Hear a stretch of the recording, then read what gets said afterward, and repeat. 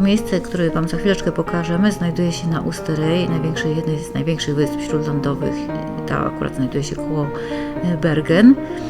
Co ważniejsze, tam znajdziecie również oprócz tego miejsca mnóstwo szlaków pieszych, górskich i takiego miejsc do odpoczynku nad jeziorkami. Jest to dzieło inżynierów z 1889 roku. 4 lata robiono. Czyli co, już tą ileś tam drogę. prawie 2 Tak. wieki temu? Nie wiem. Połączyło to liczyć. 2 obszary, była to bardzo wtedy ważna droga. Teraz jest tylko rekreacja, zabytek, ciekawostka i bardzo duże nachylenie. 27% 27% i 17 nachylenie. zakrętów.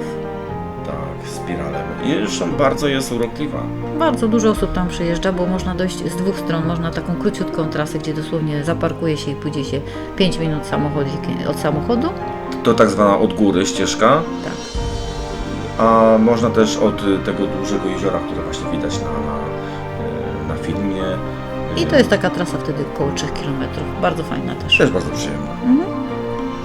Dostępność jest latem, zimą.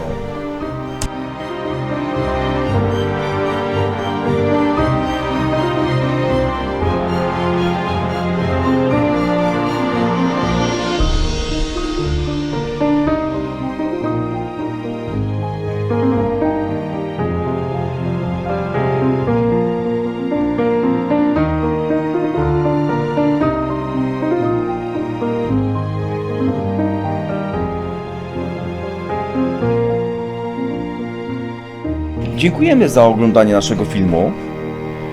Zapraszam do następnych, a żeby nas wesprzeć w tym, w tej nie mów tak twórczości, strasznie w tej oficjalnie. twórczości, kupcie nam wirtualną kawę. Będzie nam bardzo miło. Wypijemy ją razem.